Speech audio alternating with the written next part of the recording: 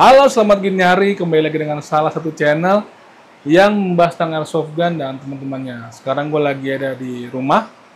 Kalau teman-teman ingat, ruangan ini zamannya COVID 2019-2020, di mana gue nggak bisa ngambil liputan di outdoor bersama teman-teman airsoft, ya mulai sukir, apapun itu kegiatan yang di luar rumah itu susah ya. Jadi kita coba buat salah satu ruangan di rumah buat bikin video-videoan. Ini di luar lagi hujan, semoga suara hujannya nggak mengganggu suara gue untuk kerekam di video ini. Nah, di video ini gue ingin membahas tentang pertanyaan teman-teman yang masuk di Instagramnya Selamat Gini Hari yang menanyakan tentang, Bang, ayo dong Bang, bikin video gameplay lagi. Nah, mereka itu komen di video gue yang gue kembali sukir tuh di Cimandala Bogor, yang kayak gini nih gambarnya. Nah, di situ tuh memang gue ngambil gambar lagi, lebih ke mix ya. Di mana gue meliput kegiatan teman-teman pada saat sukir, dan gue juga meliput kegiatan sukir gue benar-benar turun sukir menggunakan kamera action cam gitu, kayak dulu, ya kan. Nah, gue coba kembali seperti itu. Itu pun juga karena bujukan Om Dio ya, yang ayo Bang sukir lagi Bang, jangan cuma di balik layar aja. Ya gue merasa coba udah lama nih gue nggak sukir. Dimana gue sukir itu berhenti tahun 2019. Gue terakhir sukir di M7 Tactical. Itu pun nggak full gear, cuma pakai bawa handgun doang gue. Karena memang terbentur masalah ya usia. Meskipun di lettingan gue usia yang mungkin sekarang umur gue 45-an, juga teman-teman yang masih umur 45 juga masih aktif, tapi kayaknya di gue pribadi udah agak berat gitu kan. Berat badannya maksudnya. Jadi gue untuk lari pun udah cukup capek, dari sedikit dengan membawa beban segitu banyak, gue ngerasa capek. Memang intinya gue kurang olahraga aja. Tapi gue berusaha lah untuk kembali lagi sukir bersama teman-teman. Insya Allah doakan ke depannya gue bisa bikin ya video-video gameplay yang kalian minta. Cuma memang kenapa setelah di tahun 2019 itu gue jarang sekali membuat video gameplay. Jadi video gameplay itu adalah bukan video liputan ya. Kalau yang sering gue buat adalah video liputan kan. Jadi gue tidak masuk ke dalam kegiatan sukirnya, hanya meliput mereka yang lagi lari-lari, lagi tembak-tembakan. Itu video liputan lah sifatnya kalau gue bilang nih bahasa gue. Tapi kalau video gameplay ya kita terlibat dalam kegiatan sukirnya. Kita rekam pada saat kita mengendap-endap, pada saat kita tembak, ya kan, dibuat sedemikian rupa sehingga menarik untuk ditonton seperti videonya si Novritz. Nah, selain karena faktor tadi ya kan, malas, lalu juga usia dan juga berat badan gue yang mungkin takutnya kalau gue paksain malah berakibat fatal ke kesehatan gue, jadi akhirnya gue putusin lah untuk cuman liput-liput aja, gitu kan. Nah, faktor lain selain tadi itu adalah faktor teknis, teman-teman. Nah, dulu di masa-masa gue sering buat video itu era tahun 2015 sampai 2017-an, 18 lah. Waktu aktif tuh teman-teman. Kayak gini nih, salah satu contohnya nih. Beberapa contohnya gue kasih lihat nih.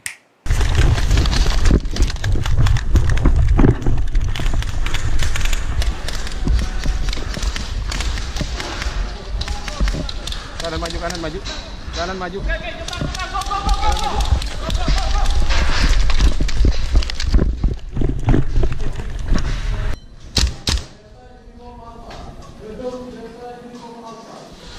Tuh. Ini.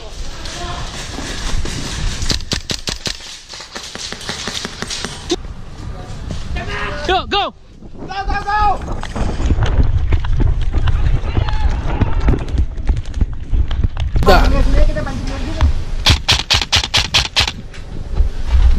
Pancing dia ngeliat sini terus.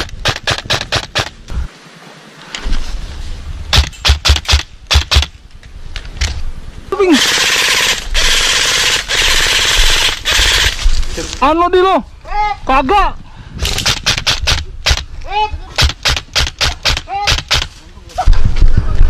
Steve, aja Steve.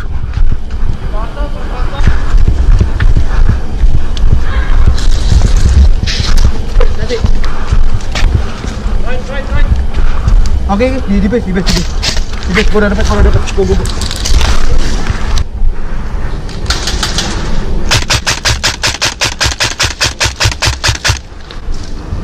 cakep Ren.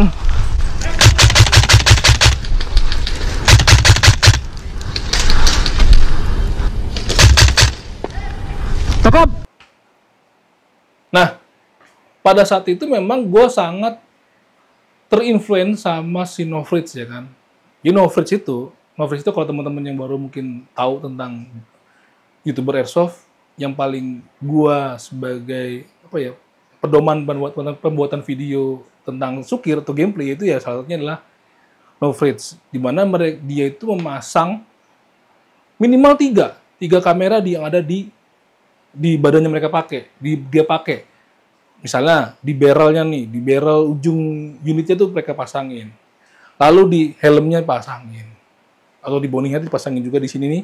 Lalu juga ada di bagian badannya nih. Ya kan? Nah, yang di barrelnya aja, di ujung barrel si unitnya itu pun ada 2 kamera loh. Yang menghadap ke dia dan menghadap ke target lah. Nah, sedemikian rupa serumit itu si Novritz buat hanya untuk apa? Hanya untuk memberikan suguhan yang enak dilihat. Jadi nggak cuma asal-asalan lari-larian, di-record cuma di helm doang, gitu kan.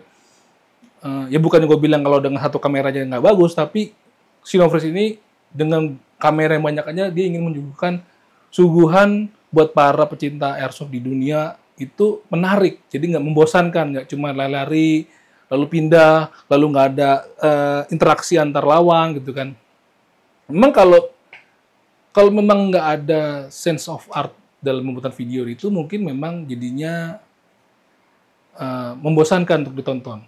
Nah, si Novritz ini tahu bagaimana caranya kapan dia harus bergerak supaya videonya nggak membosankan, kapan dia harus nembak, mana potongan-potongan video footage yang diambil itu yang menarik untuk ditayangkan, ya kan, diberi suara, diberi warna, diberi sedemikian rupa editingnya sehingga kita nontonnya nggak bosen. Nah, itulah yang membuat gua mencoba untuk seperti dia atau ngambil gambarnya. Kebetulan memang gua sendiri, kalau teman-teman lihat video gue di awal itu awalnya memang gue suka ngevlog lah ya. Intinya gue suka video-videoan. Nah, lalu karena gue juga suka sukir, gue cobalah gimana gue ngebuat video gameplay dari mulai yang cuman satu kamera, ya kan, asal-asalan lah gue ngambil. Tapi lama-lama gue ngerasa, gue aja sendiri ngerasa, enak banget ya gambar yang gue ambil, goyang-goyang, ya kan. Nah, lalu burem, seki, segala macam. Yang ada walhasil gue menyajikan suguhan yang membuat minimal buat diri gue sendiri itu bosen dan pusing liatnya. Situlah gue belajar ya kan tentang kamera ya, mana yang bagus buat action cam, stabilizernya bagus, ya kan. Awal-awal gue memang pakai produk-produk yang biasa-biasa aja. Lalu gue coba untuk meningkatkan kualitasnya dengan pakai produk-produk seperti GoPro yang punya stabilizer bagus, punya daya rekam yang bagus, artinya pada saat masuk ke dalam ruangan gelap dia juga bisa menyesuaikan, ya kan, low light-nya. Jadi ketika masuk ruang gelap, kalau yang kamera biasa-biasa aja itu akan gelap, tapi kalau kamera yang bagus biasanya dia akan langsung menyesuaikan di pencahayaannya, sehingga apa yang kita ambil di ruangan gelap itu tetap terlihat dengan ya minimal cukup baik lah ya. Itu dari segi device lah teman-teman. Jadi sekarang ini udah banyak banget teman-teman yang udah bisa menyuguhkan tampilan-tampilan video gameplaynya dengan baik sehingga kita merasa seperti yang ada dalam sebuah game. Kan gue sendiri suka nonton orang merecord gameplay di video game. Misalnya dia main game apalah ya, CODM atau PUBG. Nah, itu kan suka mereka record kan, taruh di YouTube. Nah, itu sering gue tontonin tuh kadang-kadang. Nah, itu sekarang yang terjadi sekarang ini, mereka tuh lebih kreatif, teman-teman itu lebih kreatif. Sedemikian rupa mereka membuat video sukirnya seperti kita menonton video game. Itu sangat keren. Kalau dulu zamannya gue ya sekedar punya kamera lalu dibuat lari-larian. Gue juga udah berusaha gimana kita menampilkan di scope gue itu ketika nembak ada perkenaan BB-nya ke orang dengan ada si crossfire-nya tuh. Jadi ketika nembak kelihatan tuh larinya peluru sampai ke target. Itu kan sangat menarik ya, menurut gue ya, kalau gue pribadi itu asik tuh. Jadi nontonnya, gila ya, tepat banget tembaknya. Nah, itu yang sekarang ditambah lagi skillnya sama teman-teman zaman sekarang ini, di mana mereka mengikuti style-style video game. Nah, kalau dulu memang kalau gue memang membuat video itu memang selalu ada 3 rangkaian yang memang harus gue coba untuk gue ikutin, karena memang gue belajar juga. Jadi ada seperti persiapan sebelum kita take, lalu atau teknis pada saat kita pengambilan gambar, ataupun pada saat editing. Itu kan kalau di bahasa produksi film itu sebutnya mungkin pra-production, terus produksi, lalu post-pro.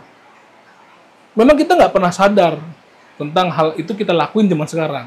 Karena sekarang kan mungkin apalagi dengan adanya Gen Z, yang mereka juga suka merekam video ataupun ngambil gambar, meskipun mereka nggak tahu tentang 3 faktor itu, kadang-kadang tanpa disadari mereka melakukan itu. Misalnya, dia pengen suatu hari libur, dia pengen ngambil gambar di mall mana tentang apalah, fashion lah ya gitu.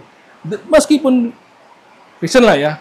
Nah, dari rumah mereka sudah memikirkan, dicatat dulu mungkin atau diinget-inget, hanya diinget-inget aja. Besok ya mau gua ambil ini besok begini apa aja yang perlu gua bawa. Jadi scene-nya apa aja nih, bagian-bagian yang perlu diambil ataupun yang nggak perlu diambil. Itu kan masuk ke dalam suatu proses pra-production, di mana kita merencanakan suatu yang akan kita lakukan di hari-harinya, ya kan, dicatat, diinget-inget, meskipun hal-halnya masih dalam hitungan kecil lah ya. Lalu setelah itu mereka pergi nih ke mall yang mereka tuju kan, mereka mulai ambil gambarnya. Oh, dari sini bagus nih. Lalu ambil gambarnya seperti ini nih, ya kan? Angle-nya seperti ini, sudutnya seperti ini, apa aja yang harus gua ambil footage-nya. Itu kan sudah masuk ke dalam proses produksi kalau tanpa disadari. Produksi pada saat hari-hari di mana kita ngambil videonya. Nah, setelah dari 2 kegiatan tersebut, mereka kan masuk ke dalam, gue mau ngedit pakai apa ya? Oh, pakai CapCut aja deh yang gampang. Nah, itu kan sudah masuk ke bagian post-pro. Nah, tanpa disadari kita memang dalam keseharian sudah melakukan kegiatan-kegiatan itu. Apalagi yang mereka punya mindset, gue bikin video untuk ditampilkan ke khalayak umum. Jadi orang bisa menikmati dengan baik lah. Itu tujuan mereka seperti itu, udah pasti otomatis sudah ada melakukan 3 hal tersebut. Beda sama yang mungkin nggak punya pemahaman soal itu, ya mungkin ngambil gambar aja. Biasanya orang-orang seperti itu hanya untuk kebutuhan pribadi lah, nggak disebarluaskan. Sama seperti gua, kalau misalnya gua lagi ada gambar bagus nih, ada footage bagus, gua ambil tiba-tiba gitu kan. Itu kan nggak tanpa ada perencanaan kan, ya mungkin untuk kebutuhan gua pribadi, nggak gua sebarluaskan gitu kan. Nah, hal-hal itu yang mungkin sekarang banyak teman-teman yang sudah paham, sehingga ketika kita tonton itu sangat menarik. Kita tuh, buat gua, sesuatu yang menarik itu, tontonan video menarik itu adalah ketika kita bisa di 1 menit sampai ke mungkin 3 menit atau 5 menit itu kita bisa terhanyut ke dalam tontonan itu menurut gua sesuatu yang menurut gua itu berhasil ya untuk diikutin terus. Nah, di momen-momen itulah kadang-kadang orang cepat skip kalau kita nggak bisa memaintain membuat video menarik untuk kita terus mengikuti gitu kan. Itu mungkin sekarang udah banyak teman-teman ketika di awal video, di opening video, mereka bikin sesuatu yang membuat kita penasaran untuk mengikuti isi dari video selanjutnya. Itu yang keren buat teman-teman. Nah, itu masalah teknis. Kebetulan gue sudah kontak salah satu teman kita nih yang suka bikin video keren. Jadi sebelum-sebelumnya juga udah pernah gue juga undang dalam channel SGH mereka-mereka yang bisa bikin video keren, pernah juga seperti misalnya si Airsoft Rockstar, kalau teman-teman mungkin pernah tahu nama beliau nih, seperti ini. Nah, situ itu gue sebut dia sebagai snipernya Indonesia ala No Fridge, karena cara pengambilan gambarnya, backsound-nya, lalu narasi voiceover itu bagus banget. Sekarang ini ada lagi teman kita, namanya Om Tio. Om Tio channel YouTube ini nih. Silakan tonton dulu teman-teman video-video Om Tio. Nah, gue sudah ada janji sama Om Tio untuk kita duduk, astagfirullahaladzim.